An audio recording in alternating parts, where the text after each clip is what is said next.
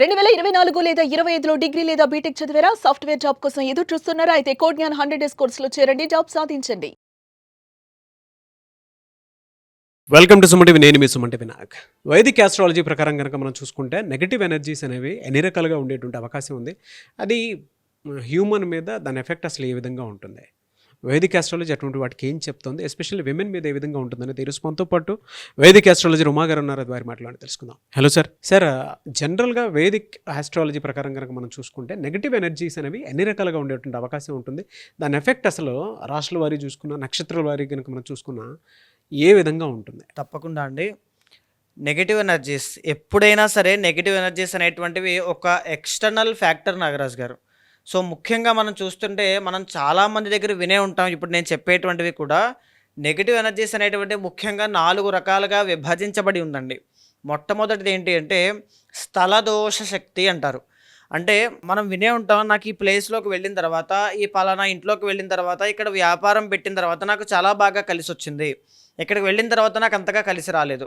లేకపోతే మా అబ్బాయి హైదరాబాద్లో మా దగ్గర ఉన్నంత వరకు చాలా బాగున్నారు, కానీ బెంగళూరుకో ఫారెనో వెళ్ళిన తర్వాత వ్యవహారంలో బిహేవియర్లో చాలా చేంజెస్ వచ్చాయి, వ్యసనపరుడయ్యాడు, లేకపోతే ఇలాంటివన్నీ కూడా జనరల్లీ వింటూ ఉంటాం. ఇవన్నీ కూడా ఎక్కడి నుంచి వస్తాయి అంటే ఆ స్థల దోషం నుంచి వస్తాయి అన్నమాట. ఆ స్థలంలోకి వెళ్ళిన తర్వాత వాళ్ళలో పుట్టేటువంటి ఆలోచనలు, మార్పులు చాలా విభిన్నంగా ప్రభావితం అవుతూ ఉంటాయండి.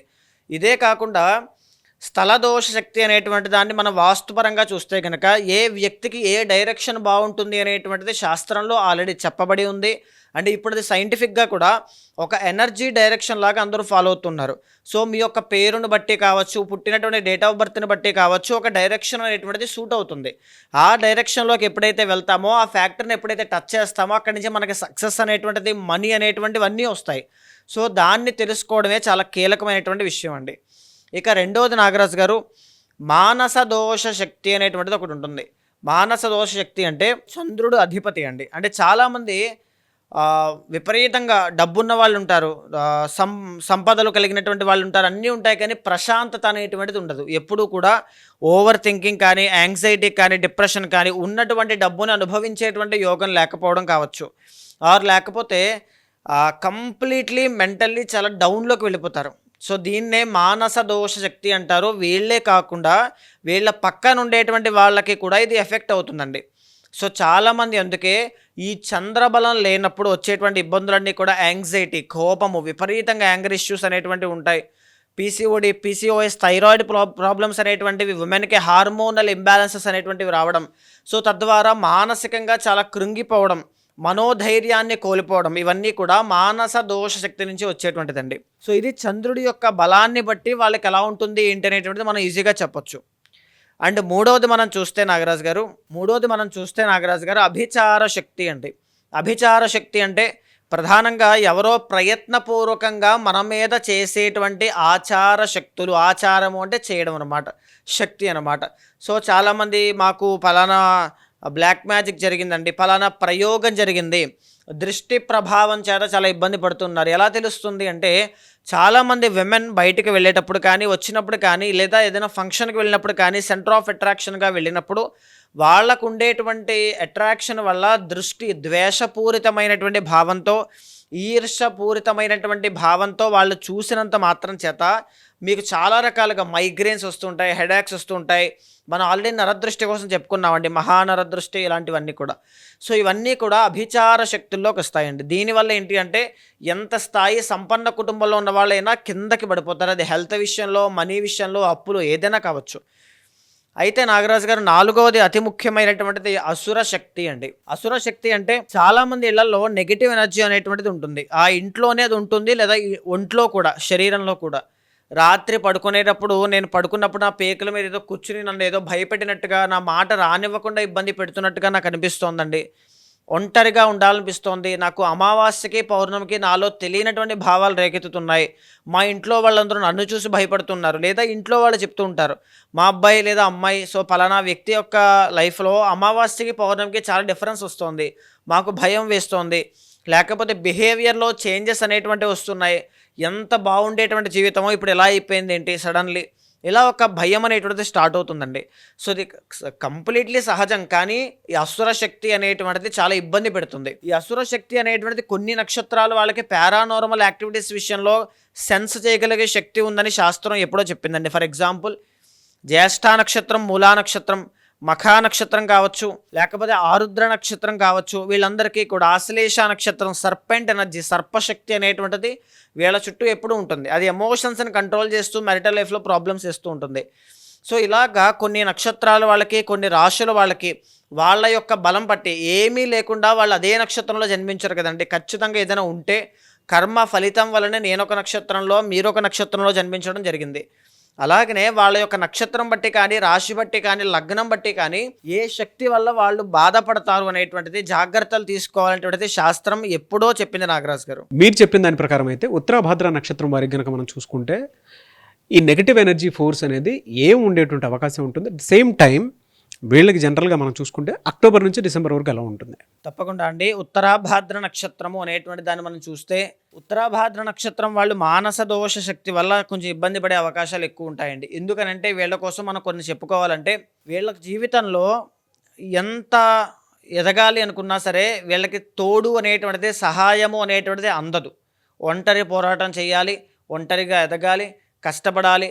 వాళ్ళ ఇండిపెండెంట్ పొటెన్షియల్ను బయటికి తీసుకొస్తే తప్ప వీళ్ళకి ఒరిజినల్ సక్సెస్ అనేటువంటిది చూసే అవకాశాలు చాలా తక్కువ ఉంటాయి. బికాజ్ అధిపతి శని కాబట్టి అండి. శని ఎప్పుడు కూడా డిసిప్లైన్డ్, డెడికేషన్, డిటర్మినేషన్, ఇండిపెండెంట్ ఇవే ఉంటాయి. అలా ఎదిగితేనే వీళ్ళు సక్సెస్ అవుతారు. లేకపోతే అది మీకు ఆ సక్సెస్సే కాదు. మీరు ఇంకా సక్సెస్ రావట్లేదంటే మీరు ఇండిపెండెంట్గా చేయాల్సిన పనులు ఎన్నో పెండింగ్లో ఉన్నాయి. అది మీరు మాత్రమే చేయాల్సింది అని బాగా గుర్తుపెట్టుకోండి. అయితే majorly the original 6th lord Ravi అవ్వడము అంటే ఇక్కడ ఏమవుతుందంటే అండి, ఫాదర్ రిలేటెడ్ ప్రాబ్లమ్స్ అనేటువంటివి వచ్చే అవకాశాలు ఉంటాయండి. ఎందుకంటే షష్టాధిపతి రవి కాబట్టి ఫాదర్ నుంచి ఏదైనా సమస్యలు రావడం కానీ, ఫాదర్ వల్ల కొంచెం స్ట్రగుల్స్ అనేటువంటివి చూడడం కానీ, ఆర్ ఎల్స్ కొన్ని విషయాల్లో ఆవేశంలో వీళ్ళే నిర్ణయం తీసుకోవడం, తొందరపాటు నిర్ణయాల వల్ల జీవితంలో, కెరీర్లో ఒడిదుడుకులు అనేటువంటివి చూడడం కానీ జరుగుతుంది. కానీ వీళ్ళు కొంతకాలం పోరాటం, ఈ కెరీర్లో ఎదగాలి అంటే పోరాటం అనేటువంటిది ఖచ్చితంగా చేయాలండి.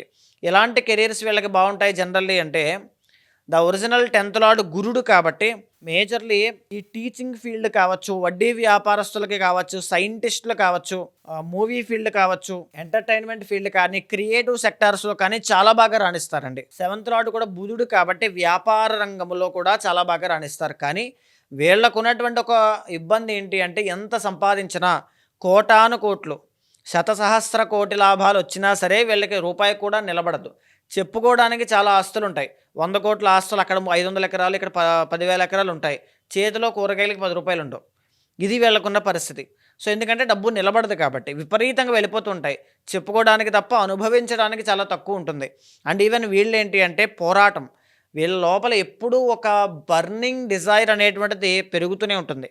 అది నెరవేరనప్పటికీ కూడా చనిపోయేంత వరకు వాళ్ళకి ఆ బర్నింగ్ డిజైర్, వెళ్ళాలి, సాధించాలి, చెయ్యాలి, డిసిప్లైన్డ్గా ఇలా ఉంటుంది. ఆరోగ్యం పట్ల శ్రద్ధ, ఇలాంటివన్నీ ఎక్కువ ఉంటాయి. ఒకవేళ వీళ్ళ పర్సనల్ చాట్లో శని బాగాలేదనుకోండి, పరమ బద్ధకస్తులు అయిపోతారు. ఇంకా జీవితంలో వాళ్ళు ఇంకేమీ చేయలేరనమాట. ఇంక ఈ వీడియో గేమ్స్ జనరల్లీ మనం చూస్తుంటాం కొంతమందిని, అలా అయిపోతారు. ఒకవేళ శని బాగుంటే చిన్న వయసు నుంచే ఒక గొప్పదైనటువంటి గమ్యాన్ని పెట్టుకుని పరుగులు తీసేటువంటి జీవితంలోకి, ఆ బాటలోకి వెళ్తారనమాట.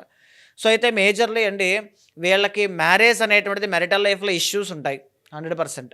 ఎందుకు అని అంటే the original 4th and 7th lord బుధుడు దివికేంద్రాధిపత్యో పూర్ణ పాపి. సో 2 మ్యారేజెస్ అవ్వడం కానీ, మ్యారిటల్ లైఫ్లో ప్రాబ్లమ్స్ ఉండడం కానీ, అంటే పెద్ద ప్రాబ్లమ్స్ అంటే ఎలా ఉంటాయి అంటే, వీళ్ళ గమ్యం కోసం పరుగులు తీస్తుంటారు, వీళ్ళ జాబ్, వీళ్ళు ఎదగాలని కోరికతో కానీ ఇక్కడ పర్సనల్ లైఫ్ మీద అంత ఫోకస్ చేయలేకపోతారు. దానివల్ల వచ్చినటువంటి ప్రాబ్లమ్స్ వల్ల డిస్టర్బెన్సెస్ అనేటువంటివి చాలా ఎక్కువ ఉంటాయి. ఆ విషయంలో జాగ్రత్తగా ఉండాలి. సో తర్వాత బ్రేకప్స్ అవ్వడం, హార్ట్ బ్రేక్ అవ్వడం, 8th లార్డ్ శుక్రుడు కాబట్టి. సో ఇలాంటివన్నీ కూడా కనబడుతూ ఉంటాయండి. అయితే మేజర్లీ ఆస్తులు బాగా సంపాదిస్తారు, డబ్బు విపరీతంగా ఖర్చు పెడతారు, అసెట్స్, వాహనాలు ఇవన్నీ కొనుగోలు చేసి అనుభవించేటువంటి యోగం ఉంటుంది, అది కూడా ఉంది. అయితే మేజర్లీ నాగరాజు గారు the original 11th and 12th lord ఇక్కడ వీళ్ళకి శని అవుతారు. దీనివల్ల ఏంటంటే సంబంధం లేనటువంటి గొడవల్లో ఇరుక్కోవడం, కలహాలు, తగువులు, కేసులు వాటిల్లోనూ. ఎందుకనంటే వీళ్ళు ఎదిగే టైంలో ఇవన్నీ జరుగుతాయి, లాభస్థానం.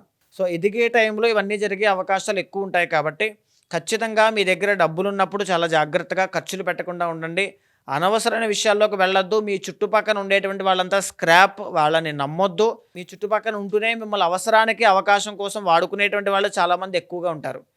సో ముఖ్యంగా అక్టోబర్ దగ్గర నుంచి డిసెంబర్ దాకా వీళ్ళకి ఎలా ఉంటుందని మనం చూస్తే నాగరాజు గారు, గురు బలము అనేటువంటిది పెరిగింది. గురు బలం పెరగడం వీళ్ళకి అద్భుతమైన రాజయోగం అండి. ఎలాంటి అద్భుతమైన రాజయోగం అంటే కెరీర్ అనేటువంటిది కంప్లీట్గా గ్రో అవుతుంది. మనీ అనేటువంటిది వస్తాయి, పేరు, కీర్తి ప్రతిష్టలు అన్నీ వస్తాయి. ఒక సోర్స్ ఆఫ్ లైట్ వీళ్ళని పైకి తీసుకెళ్ళడానికి ఖచ్చితంగా కాపాడబోతోంది అని చెప్పొచ్చు. అక్టోబర్ 17 దగ్గర నుంచి నవంబర్ 17 దాకా 1 మంత్ వీళ్ళు చాలా కేర్ఫుల్గా ఉండాలండి. ఎందుకు అని అంటే రవి, బుధ, కుజగ్రహాలు అష్టమ స్థానంలోకి వెళ్ళబోతున్నాయి. కోర్టు సమస్యలు, లిటిగేషన్స్, గొడవలు, నాన్నగారికి ఆరోగ్య సమస్యలు, లేకపోతే మీకు ఆరోగ్య సమస్యలు, డబ్బులు విపరీతంగా ఖర్చు అవ్వడం, యాక్సిడెంట్స్, ఇలాంటి అన్ని విషయాల్లోనూ కూడా సడన్లీ జరిగిపోతాయి. అన్నీ కూడా అష్టమము అంటే సడన్ చేంజెస్. సో ఖచ్చితంగా అలాంటి విషయాల మీద చాలా శ్రద్ధగా ఉండండి, చాలా జాగ్రత్త. 1 మంత్ ఎలాంటి నిర్ణయము తీసుకోవద్దు. వీలైనంత సేఫ్గా ఉండడం చాలా మంచిది. అగ్రెసివ్గా అస్సలు వెళ్ళొద్దు, చాలా కేర్ఫుల్గా ఉండాలి.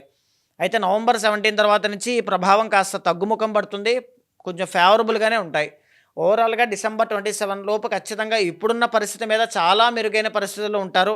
మరిన్ని శుభ ఫలితాల కోసం పర్సనల్ చార్ట్ చూసుకుని అక్కడ ఉన్నటువంటి పరిస్థితుల ఆధారంగా చేసుకుని మాత్రమే ముందుకు వెళ్ళండి, చాలా బాగుంటుంది. అయితే చాలామందికి ఏంటంటే విద్య, ఉద్యోగం, వ్యాపారం, ఆర్థికం, దాంతోపాటు వివాహాదికి సంబంధించినటువంటి విషయాల్లో పర్సనల్ కెరీర్, పర్సనల్ చార్ట్ ఏ విధంగా ఉందో వేదిక ఆస్ట్రాలజీ త్రూ తెలుసుకోవాలి అనుకున్నటువంటి వాళ్ళు ఉంటారు. వారు మిమ్మల్ని అప్రోచ్ అవ్వాలంటే ప్రాసెస్ ఏంటి? తప్పకుండా అండి. అలాంటి వాళ్ళు ఎవరైనా ఉంటే మీకు కింద కనిపించే నెంబర్కి కాల్ చేస్తే మా వాళ్ళు మీకు పూర్తి వివరాలు అందిస్తారు. ఇక్కడ మనం చెప్పుకునేటువంటి ప్రతి విషయము కూడా గోచారానికి సంబంధించిందండి. మీ పర్సనల్ చార్ట్ అనేటువంటిది కర్మానుసారేణ బుద్ధి, అంటే మీ కర్మని ఆధారంగా చేసుకుని మీ బుద్ధి ప్రచోదనం అవ్వడం వల్ల మీరు ఆ కష్టాలు కానీ, కన్ఫ్యూజన్స్ కానీ, డైలమాలో కానీ ఉంటారు. సో అలా ఎవరికైనా ఆ డౌట్స్ కానీ ఏమున్నా సరే క్లియర్ డీటెయిల్డ్గా చూసుకోవడానికి ఖచ్చితంగా ఒక ఫ్రెండ్లా కావచ్చు, ఒక ఆస్ట్రాలజర్ లాగా ఒక మంచి సజెషన్స్ ఇస్తూ తప్పకుండా అపాయింట్మెంట్ తీసుకుంటాను. సో మీ కింద కనిపించే నెంబర్కి కాల్ చేస్తే మా వాళ్ళు మీకు పూర్తి వివరాలు అందిస్తారు. మీ జాతకంలో ఏమైనా దోషాలు ఉన్నా సరే శాంతి పరిహారములు ఆచరింపచేసి భగవత్ అనుగ్రహం కలిగేలా చేస్తాను. డెఫినెట్గా అన్న. థ్యాంక్ యూ అన్న. థ్యాంక్ యూ సో మచ్ అమ్మ గారు. నమస్తే అండి. చూసారు కదండి వీడియో. ఈ వీడియోపై మీ అభిప్రాయం కమెంట్ బాక్స్లో పోస్ట్ చేయండి. ముఖ్యంగా మీరు కనుక వైదిక్ ఆస్ట్రాలజీ త్రూ మీ పర్సనల్ చార్ట్ ఏ విధంగా ఉందో తెలుసుకోవాలి అనుకున్నటువంటి వాళ్ళు, అంటే మీ జాతకరీత్యా ఏదైనా కెరీర్లో ముందే ఏదైనా మంచి స్టెప్ వేసుకుంటున్నాము అనుకునేటువంటి, అంటే వేసుకుంటే బాగుంటుంది అనుకునేటువంటి వాళ్ళు ఎవరైనా సరే, అండ్ పర్సనల్ చార్ట్ త్రూ మీ కెరీర్ ఏ విధంగా ఉందో తెలుసుకోవాలి అనుకునేటువంటి వాళ్ళు స్క్రీన్ మీద ఉమాగారి కాంటాక్ట్ నెంబర్ కనిపిస్తుంది. దానికి మీరు కాల్ ఆర్ మెసేజ్ వాట్సాప్ చేసి వెంటనే అపాయింట్మెంట్ బుక్ చేసుకోండి. ఈ వీడియో లైక్ చేసి షేర్ మాత్రం తప్పకుండా చేయండి. ఇలాంటి మరిన్ని వీడియోస్ కోసం మా ఛానల్ ఫాలో అవ్వండి. Thank you. అండ్ మీకు ఏదైనా డౌట్స్ ఉంటే కింద కామెంట్ బాక్స్లో పోస్ట్ చేయండి. డెఫినెట్గా వాటి మీద కూడా మేము వీడియోస్ చేయడం జరుగుతుంది. Thank you.